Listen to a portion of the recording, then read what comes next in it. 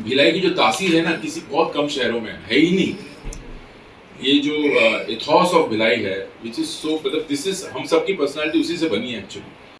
भिलाई का फायदा है, बॉलीवुड का नुकसान है।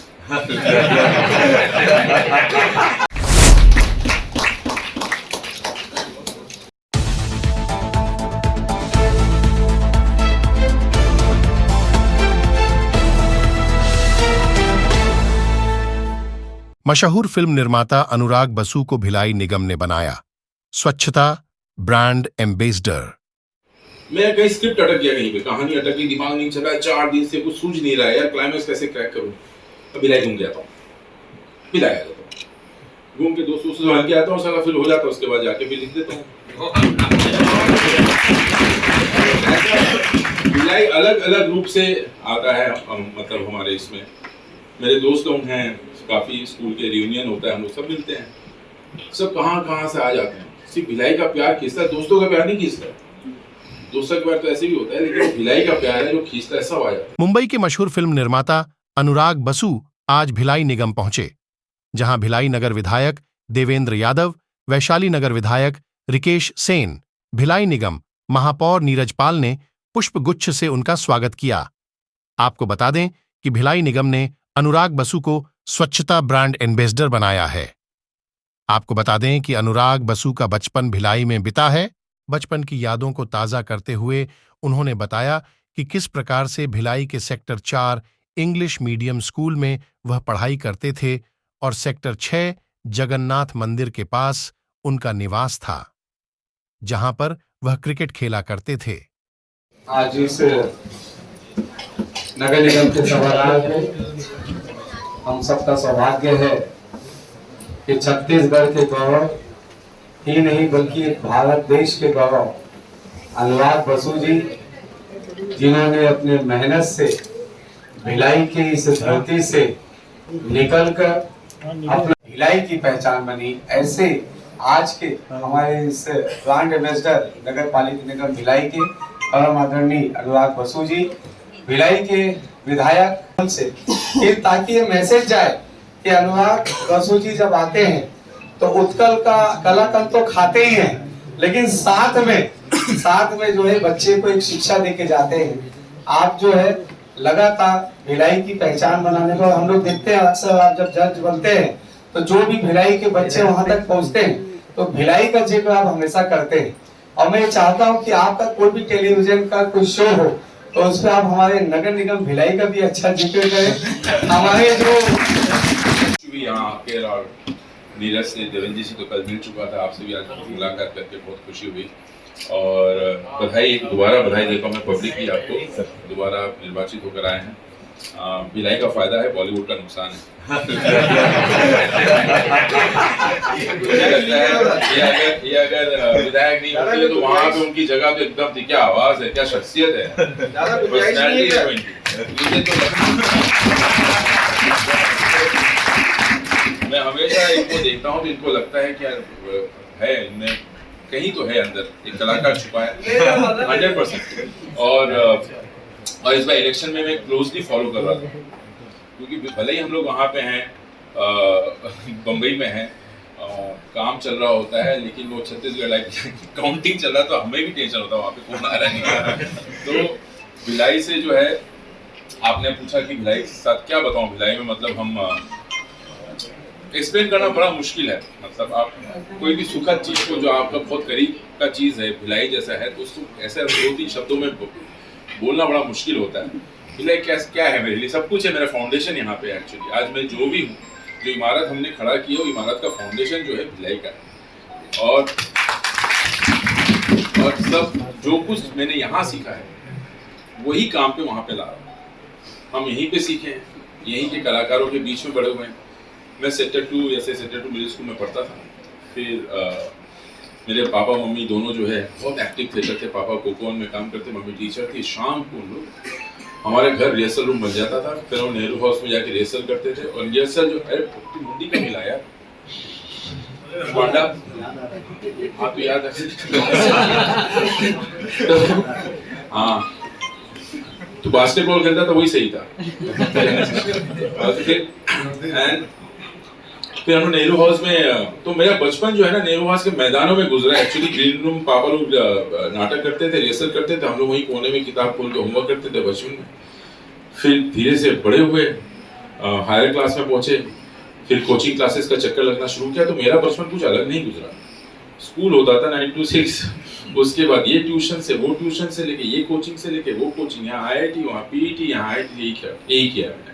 तो ऐसा कुछ मेरा मतलब एस्पिरेशन जो था कि मैंने बचपन में ही सोच लिया था डायरेक्टर बनना, ऐसा था नहीं। लेकिन शौक था, हुनर था, और ये हमारे लिए शौक था, ये रोजी रोटी बन जाएगा, इससे हम लोग पैसे कमाएंगे और इससे हमारा घर चलेगा, इसका इल्म हमें उस वक्त था नहीं। धीरे धीरे हुआ, और ये पहली बार सूझा मेरे पापा को। एक्चुअली मैं हमेशा कहता हूँ कि वो डी तक बॉल वो लेके आए, ड्रिबल करके, यहाँ से लेके वहाँ ड्रिबल करके डी बॉल गोल तो मैंने मारा है। आप लोग क्रेडिट ताली मेरे लिए बजा रहे हैं, लेकिन ड्रिबल करके जो लाए हैं हो जाता है।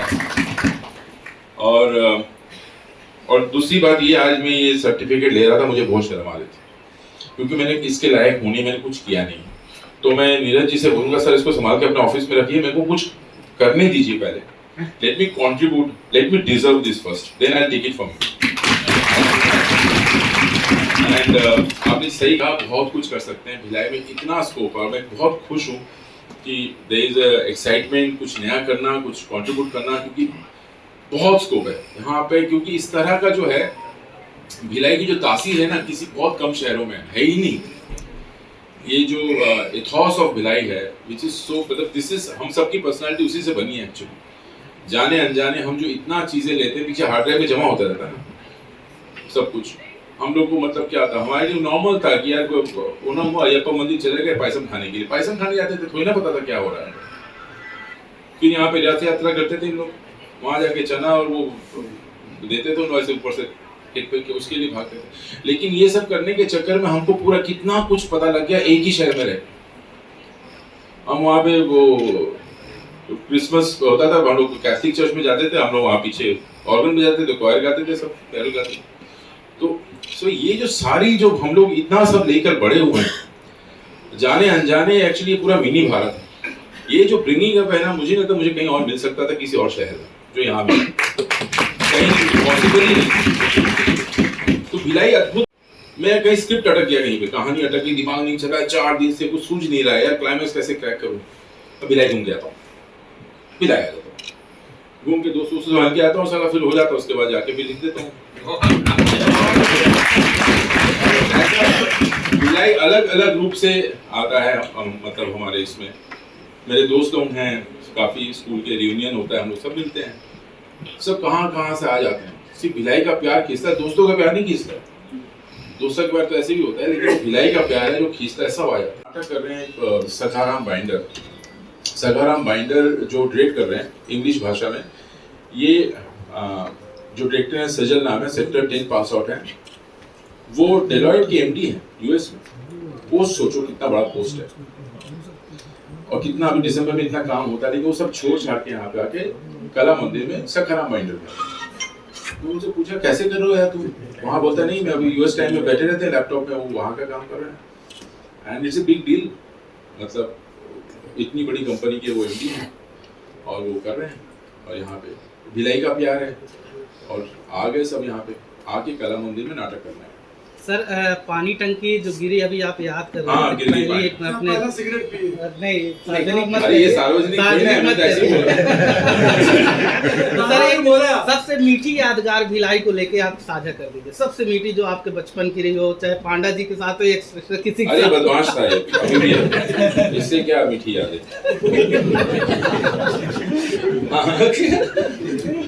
सारे भाई बदमाश हैं। मीठी याद यार बहुत सारी याद है, क्या बताऊं। दादा वो गिल्ली डंडा बताओ, मैं 41 स्ट्रीट पे था। हाँ नहीं, क्रिकेट खेलते थे। क्रिकेट गिल्ली डंडा। 41 स्ट्रीट पर। हाँ। आदिवासी का ढाकी क्या था? हाँ? आदिवासी ढाकी। दादा अपनी याद बताइएगा, क्या बताऊं। कोई भी एक बढ़िया भिलाई से जुड़ी जो। हाँ, ऐसी बातें करते करते कितनी बातें आज मैं बोला भिलाई के बारे में, बातों से बात निकलती है, फट से बोलो याद करो तो याद नहीं आता है, कोई याद दिला देता है, कोई चीज तो याद आ जाती है, फिर आगे चलता भिलाई बहुत याद है। हाँ क्या होता है? एनपीएस वालों को भी जाते हैं। आप बोल दीजिए बोल दीजिए आपको पता चल गया भाई फिर मैं मेयर साहब के यहाँ कर साइकिल की दुकान थी बढ़िया हो गया हाँ वही सड़क होती थी, उसी सड़क से हम लोग जाते थे centre for school.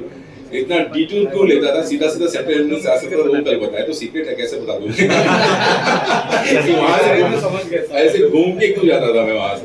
Barfi picture का संस्मरण सुना दिया। बर्फी पिक्चर की भी कई सारी चीजें जो है ना भिलाई से, मैं अक्सर लोगों को बोलता हूँ कि यार ये बर्फी पिक्चर, कई जर्नलिस्ट पूछते हैं बर्फी पिक्चर आपके जहन में आई कैसे, तो मैं बोलता हूँ बचपन में हमारी हॉलीवुड के लिए जो एक्सपोजर था, मेरा जो इंग्लिश फिल्मों का एक्सपोजर था, वो साइलेंट फिल्में थी, चार्ली चैपलिन, लॉरेल हार्डी। कैसे थी ये चित्र मंदिर में पहले तो सिनेमा दिखाते थे, संडे को यही सिनेमा हमें दिखाया जाता था, चित्र मंदिर में लॉरेल हार्डी, चार्ली चैपलिन, वही हमारे लिए वही सिनेमा था उस वक्त। हमको बाद अंग्रेजी पिक्चर कहाँ देखते थे आप, जहाँ पे भिलाई के स्कूल वालों को ऐसे ही देखने देते थे पिक्चर। तो वो आपको एक किस्सा बताता हूँ, फिल्म से याद आया। मेरा पहला जो अनुभव है कि सिनेमा कैसे दिखता है, पर्दे पे सिनेमा आता कैसे, मुझे पता नहीं था कि पर्दे पे हमें बैठते सिनेमा देखते, उसके पीछे का प्रोसीजर क्या है, वो कैसी रील है, क्या है, मुझे पता नहीं था। तो बहुत 9th में, 8th या 9th में था, तेजाब देखने के लिए पहली बार जिंदगी में स्कूल से भाग के गया था और स्कूल के ड्रेस में था, और बहुत डर लग रहा था क्योंकि मेरे साथ के जो तीनों पीयर प्रेशर ना, बाकी तीनों बच्चे बहुत बदमाश थे। एक तो मतलब ऐसा था कि मतलब मूंछ दाढ़ी इतने बाल थे मतलब उसके पैर में वो फेल होके आया था हमारे घर, तो हम लोग उनके साथ गए सब देखने, और मुझे बहुत डर था। और उस वक्त तो मोरिया में जिसका खिड़की में से हाथ घुस जाए उसी को टिकट लाइन में कहाँ था, तो ऐसा भीड़ चारों तरफ, तो ऐसा छुट्टा लेके ऐसा हाथ घुसा हो, तो पता नहीं उस समय डंडा वहाँ पे लाठी चार्ज होता तेजाब के इस टाइम पे, और हम के स्कूल के ड्रेस में देखे हम ही को सबसे ज्यादा मारे, टाप टाप के मारे। फिर हम लोग क्या करें, कहाँ जाए, ये रफ्ता पीछे वहां से शांतिनगर और वैशाली नगर की तरफ चलना शुरू किया अंदर के अंदर, फिर वापस आए चलते चलते, क्या करें। और अभी उसमें से एक लड़का बोला अब लोग वेंकटेश्वर में लगने नहीं देंगे, शो रोक देंगे। वेंकटेश्वर में चल रहा था, मोरिया में चल रहा था तेजाब। अब मुझे समझ में नहीं आया वेंकटेश्वर में कैसे रोक देगा वो, समझ में नहीं आया मुझे। तो हम लोग जाके, वो नाम नहीं लूंगा, लड़का गुंडा टाइप है थोड़ा सा, पॉपुलर है, तो वो जाके बैठ गया वहाँ पुलिया में और बोला कि यार नहीं हो, बैठा रहा, हमें ही बैठाया। फिर टीवीएस 50 में ना पीछे जो फिल्म के डब्बा बांध के साइकिल के ट्यूब में कोई आदमी वेंकटेश्वर लेके जा रहा था, इसने उसको रोक दिया, रोक के ऐसे पटरी तक लेके गया अंदर और बैठा दिया उसको, छोड़ा ही नहीं। और वेंकटेश्वर में उस दिन शो रुक गया 3 बजे वाला और वहां पे वो बना। तो मुझे पहली बार पता चला कि इससे फिल्म जो है ना इस डब्बे से दिखाई जाती है, मुझे उसका पता ही नहीं था। तो ऐसे चीजें अगर बात से बात याद है तो मैं ये घटना मुझे याद ही नहीं आती। सर एक सवाल, अगर रोल स्कैन करना हो तो भिलाई नगर विधायक, वैशाली नगर विधायक और महापौर में क्या किसको रोल देंगे, थोड़ा बता दीजिए।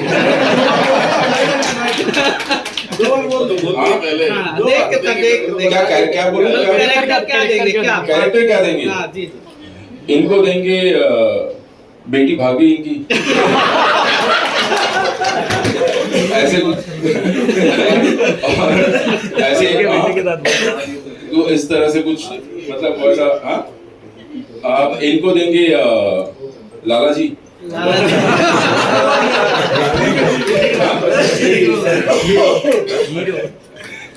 लाला जी, ये तो वर्सेटाइल हैं, ये तो इनको तो कुछ भी दे सकता है। एक लड़की के साथ भागेगी ना सर, उनकी बेटी की लड़के के साथ भागेगी। एक उधर बैठे वहाँ पे सफेद दाढ़ी,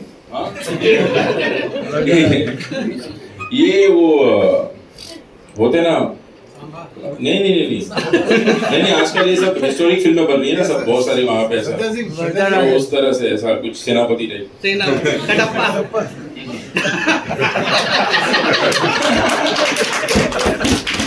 बहुत बढ़िया, धन्यवाद।